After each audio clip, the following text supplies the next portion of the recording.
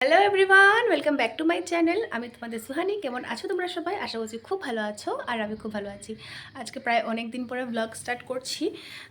আগের ভিডিওগুলো এখন কমপ্লিটলি দেওয়া হয়নি। এটা আমি জানি না কবে হবে, এটা আমি আশাও দিচ্ছি না। যখন হবে হবে, মানে এখন একটু একটু করে মাঝখানে একটু একটু ব্লগগুলো দেওয়ার চেষ্টা করছি। ফোনে একটু প্রবলেম হয়েছিল আমার, যার জন্য আমি দিতে পারছিলাম না। তো আমার এরকম হতেই থাকে, আমার ফোনটা নষ্টই হয়ে গেছে। আমার একটা নতুন ফোন নিতে লাগবে, তারপরে আমি তোমাদের সাথে ডেইলি সব কিছু শেয়ার করতে পারবো। তো ফোনটা নষ্ট হওয়ার জন্য আমার সমস্ত ভিডিওগুলো একদম পাজল হয়ে গেছে, এদিক থেকে এদিক থেকে ওদিক থেকেও হয়ে গেছে, যার জন্য মানে খুব কষ্ট হচ্ছে আমার ভিডিওগুলো খুঁজে খুঁজে খুঁজে খুঁজে এডিট করতে। তাও ঠিক আছে, একটু কষ্ট না করলে তো ওটার ফলটা আমি কীভাবে পাবো, তাই না? তো ঠিক আছে, আমি দুলেজান এসেছি প্রায় এখন অনেক দিনে হয়েছে, এক সপ্তাহ তো হয়েই গেছে। আর মোটামুটি তোমরা অনেকেই জেনে গেছো, আমি ভিডিওতে একবারও জিনিসটা বলিনি, কিন্তু তাও আমি জানি তোমাদের মধ্যে অনেকেই জেনে গেছো যে আমার দাদা বৌদির সুন্দর একটা গুড নিউজ আছে, বেবি হবে ওদের। আর মাঝখানে বেবি শাওয়ার হয়েছিল, সেদিন আমার মানে কি বলবো, দুঃখের কথাটা আমি কী বলবো, আমি আসতে পারিনি সেদিন। মানে কি বলবো, আমার মানে ওই দিনটা আমার কান্নাকাটি করে পার হয়েছে। বাড়িতে আমি আসতে পারিনি, একমাত্র বিরাট বাড়িতে ছিল না, কাজে গেছিলো। আমাকে আশা দিয়েছিল যে ও তাড়াতাড়ি করে এসে পড়বে কাজের থেকে, মানে একটার মধ্যে এসে পড়ে বলেছিল, কিন্তু আমি আশা ছাড়িনি, আশা নিয়ে বসেছিলাম। একটা বেজে গেছে, দুটা বেজে গেছে আমার চোখের সামনে। আমি সমস্ত কাপড় জামা রেডি সেডি করে রেখে দিয়েছি, তারপরও আমি মানে ও আসতে পারিনি কাজের থেকে, অনেক দূরে গেছিলো তো। দুঃখের কথা হলো, কি বলবো আর। তো অনেক চেষ্টা করেছিল যে একটার মধ্যে যেন আসতে পারে। আমি জানতাম যদি তখনও যদি আমি ঘর থেকে বের হতাম, এখানে আসতাম, আমি নিয়ম তো কোনো কিছু পেতাম না, তাও সবার সাথে দেখা হতো। ও কাজ থেকে ফিরতে ফিরতে রাত্রে 6:30 7টা এরকম হয়েছে। সেই সময় আমি আসলে তাও কেউ পেতামও না, সবাই চলে গেছিলো, যারা যারা এসেছিলো আমার দিদিরা। অনেককে দেখেছি ওরা ছোটো ছোটো ভিডিও ছাড়ছে, এখানে কমেন্ট করছে, সবাইকে তো দেখছি, তোমার বোনকে কেন দেখছি না, আমার দিদিকে কমেন্ট করেছিল। তো ওরা বলার থেকে আমি ভাবলাম আমি বলে দিই। তো ঠিক আছে, অনেক কথা বলে নিয়েছি, এখন মেন কথাতে আসি। কালকে আমার বৌদিকে নিয়ে গেছিলো মেডিকেলে, রেখেছিল সেখানে। আজকে আমরা খবর পেয়েছি বৌদির ডেলিভারি আজকেই হবে। মানে এত এক্সাইটেড, তার মধ্যে একটু টেনশনও আছে, কারণ কি বৌদি অনেক ভয় পাচ্ছে, অনেক বেশি, অনেক টেনশনে আছে। কিন্তু এই সময় টেনশনে থাকাটা অনেক মানে খারাপ, থাকতে লাগে না, কিন্তু আমরা যতই বলি টেনশন নেবে না, কিন্তু টেনশন তো এসেই পড়ে, তাই না? তো আমাদের মা সকালে উঠে সমস্ত মা আন্টি মাসি সবাই মিলে একদম ঘরের সমস্ত কাজ টাজ করে নিয়েছে। বৌদির সাথে ছিল বৌদির মা, মানে মাসি ছিল, আর অর্পিতাও এসছে, অর্পিতা বাড়িতে ছিল, মানে বৌদির বোন। তো এখন আমার মা আর বৌদি সকাল সকাল ওদের জন্য খাবার টাবার সব কিছু নিয়ে গেছে মেডিকেলে। দাদা তো সকাল থেকে সেখানে ছিল। তো 1টার সময় হয়তো ডেলিভারি করার টাইম দিয়েছে, আর আমরা 12টা 12:30 করে যাব, কারণ কি অনেকটাই দূর এখান থেকে মেডিকেলটা। ভাই গেছে একবার, সেখান থেকে আসবে। তো এখন আমি যাব হলো বাজারে, আর একটা মাসির ঘরে, আমার কাকিমণির মার বাড়িতে যাব। সেখানে আমাদের বাড়িতে ছোট্ট গোপাল আছে, তো গোপুকে আমি ওদের বাড়িতে দিয়ে আসবো। মানে তোমরা হয়তো জিনিসটা বুঝতে পারবে, এখন তো বেবিটা হলে আমাদের তো এই বাড়িতে ওষুধ পড়ে যাবে। তো ওষুধ যখন থাকবে তখন তো ভগবানকে সেবা দেবে না, আর গোপালকে কিভাবে না দিয়ে রাখবে, যার জন্য। আর মায়ের মন্দির আছে, একটু আমার মারা এই জিনিস ব্যাপারগুলো একটু মানে, যে মানে ওষুধ ব্যাপারটা। আর অনেকেই মানে আমি জানি, আর অনেকে মানেও না, কিন্তু আমার মা এই জিনিসটা মানে, যে একটা মায়ের মন্দিরে আমি কীভাবে উঠবো। ওটার জন্য আজকে সমস্ত কিছু পরিষ্কার টরিষ্কার করে নিয়েছে। তো ওই মাসিদের বাড়িতে আমি গিয়ে গোপালকে দিয়ে আসবো, সুন্দর করে ওরা সেবা টেবা দেবে ওখানে নিয়ম মতো। যখন আমাদের ওষুধ উঠবে তখন গোপালকে সেখান থেকে নিয়ে আসবে। তো ওই মাসি ঘরে যাব, আর যাব হলো আমি একটু বাজারে যাব, কারণ কি ছোটো পুচকুটার জন্য একটা কিছু নেব। কারণ কি এই যে ও মেডিকেলে আছে, মেডিকেল থেকে বাড়িতে আসবে, ওর তো অনেক কাপড় জামার এখন দরকার হবে। বাড়িতে এই কদিন কোনো ভিডিও শুরু করিনি, কারণ কি একটু টেনশনের মধ্যে ছিলাম। তো আমি ডিব্রুগড় থেকে এসেছি যে আমি একটা ভিডিও করিনি, আজকে করছি। অনেক কথা বলছি। আর আমার মাসি এখানে আছে, মাসি বসে বসে অনেকগুলো কথা শিলিয়েছে। আমি কয়েকটা কাপড় বের করেছি কালকে, এখন আমি সেলানো স্টার্ট করিনি, যেহেতু আমি একটা পিসি হবো। তো আমার একটা ইচ্ছা আছে আমি নিজের হাতে একটা কাঁথা সেলাই করব।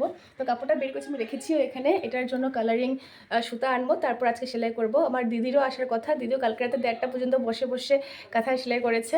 আর এখানে তো অলরেডি অনেকগুলো বানানো হয়েছে, আর বৌদির মা মানে মাসি কিন্তু অনেকগুলো বানিয়ে এনেছে। এগুলো একটা ঠাকুমা দিদা থাকলে একটা আবদার না, যে ওদের একদম নরম নরম কাপড় দিয়ে কাঁথা সেলাই করে দেবে। বাজার থেকে কিনে আনার মতন তো অনেক কিছুই আছে, কিন্তু এই জিনিসগুলো না একটা স্মৃতি, একটা ভালোবাসা, একটা বুঝতে পারো তোমরা। তো আমি আজকে সেলাবো ওখান থেকে এসে।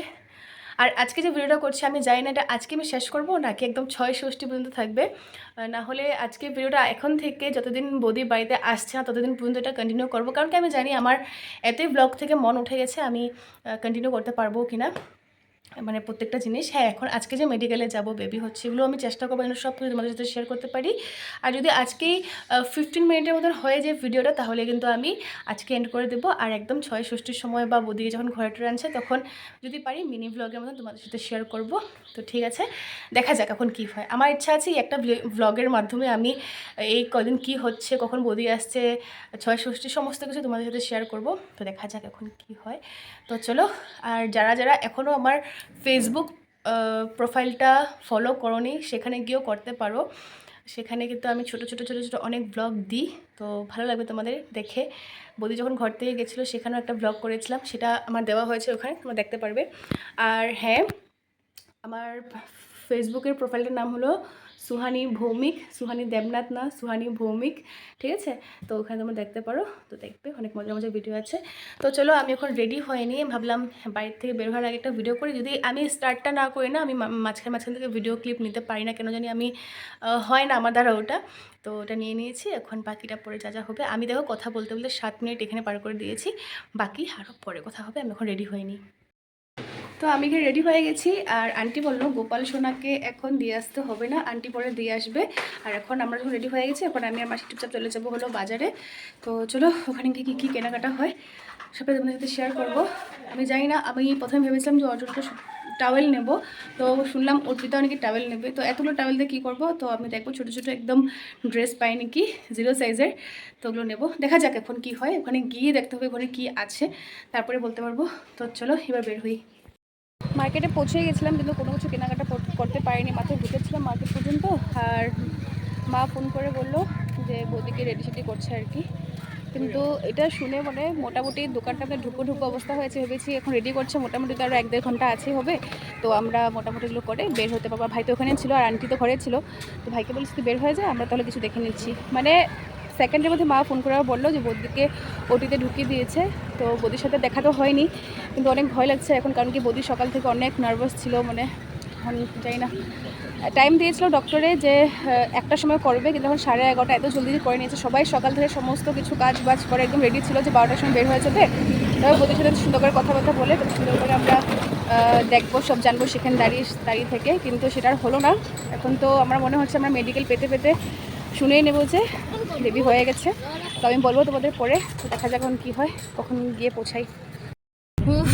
ফাইনালি গাড়িটা বসেছি, এখন যাই মেডিকেলে দেখি কি হয়। এখন অবধি কোনো খবর পাইনি, শুধু শুনেছি ওটিতে ঢুকিয়েছে। এখন যাই না, ঠাকুর আমি তো চাই যে আমি মেডিকেলে পরে পৌঁছে যাই, তারপর যেন কোনো একটা খবর শুনি। গাড়িতে বসে খবর শুনতে ভালো লাগে না, সামনে গিয়ে কি যে মজা। পেয়ে গেছি মেডিকেলের সামনে, এখন শুধু ওটির সামনে যাওয়ার অপেক্ষা আর সুন্দর একটা গুড নিউজ পাওয়ার অপেক্ষা। গুড নিউজটা যেন এরকম হয় যে বেবি মা সবাই সুস্থ আছে, একদম পুরো ভালো মতো।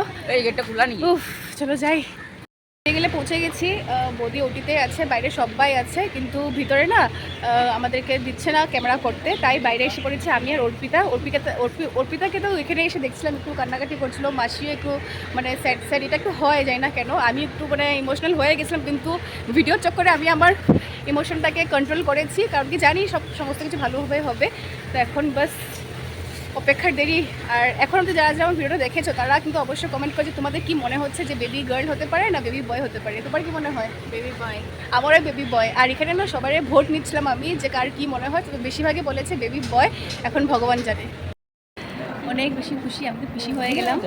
আর ওই যে ভাইয়ের এসে খুশি হয়ে গেলাম। আর এখন আমি পিসি বেবি বয়ের হয়েছি নাকি পিসি বেবির গার্লের হয়েছি এটাই বলছি। এখন আমি পিসি হয়েছি বেবি গার্লের, এত কিউট দেখতে। আমি জাস্ট এখন দেখলাম একদম ছোট্ট মোটটা একদম পুরা আদর লেগে গেছে। আর এখন আন্টি ওই খুশিতে এনেছিল সবার জন্য মিষ্টি আর আইসক্রিম, সবাই খেয়ে নিয়েছে। আমি তোমাদের সাথে শেয়ার করার জন্য বসে আছি।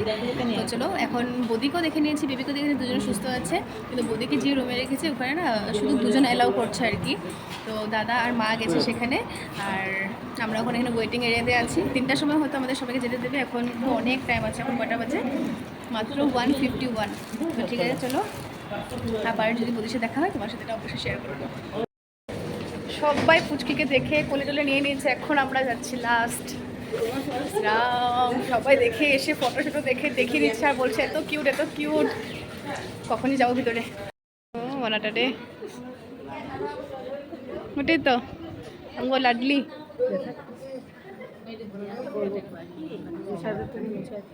আঙ্গো লাডলি। আর ওদের দেখো সবাই কাড়াকাড়ি পুচুকে নেওয়ার জন্য। ও মা গো মা গো মা গো মা গো চিটে মুটে চিটে মুটে চিটে মুটে।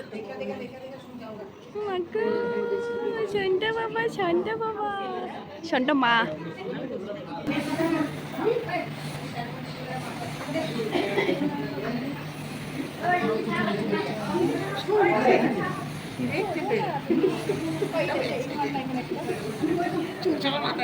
ভাই একটু মার নাই ফটোটা।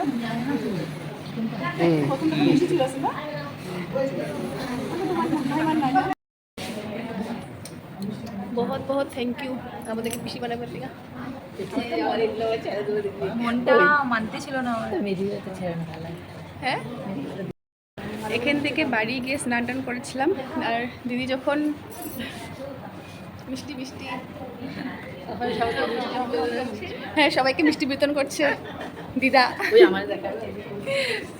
তারপরে জানি কি বলছিলাম, হ্যাঁ মানে আমি বাড়ি গিয়ে স্নান টানও করিনি, দিদি লিগুই থেকে এখানে আসছে খবর শুনেছি, দাদা আবার ওকে গিয়ে নিয়ে আসলাম আর এখন ঘরে গিয়ে স্নান টান করছি, ভালো করে চুলটাও শুকায়নি। नहीं खाएगा तो माँ नहीं खाएगा। তো দিদি আমাকে আমি মানে স্নান টান করেছিলাম একদম পুরো টায়ার্ড লাগছিলো, তো আমি বলছিলাম যে এখন আমি আসবো না আর কি, কিন্তু দিদি বলে চল না চল না চল না চল না, তো আমি আবার আসলাম চুলগুলো দিদি চুলগুলো পুরো ভেজা, আমি গিয়ে আবার স্নান করলাম। এই বারবার স্নান করাটা আমার জন্য কোনো কষ্টের ব্যাপার না, মানে আমি যে বারবার এখানে আসতে পারছি ওনাকে দেখতে পারছি এটা আমার জন্য অনেকটা। দাদাকে দেখো মাসিকে দেখো, মাসি কি মিষ্টি খাওয়ার চোট দিয়েছে।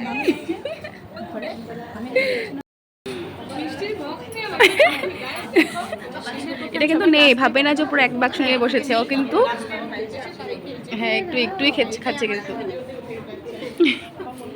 ওই দিগাই দিগাই দিগাই না তোর ফার্স্ট এক্সপিরিয়েন্স থাকো বেবি লোয়ার।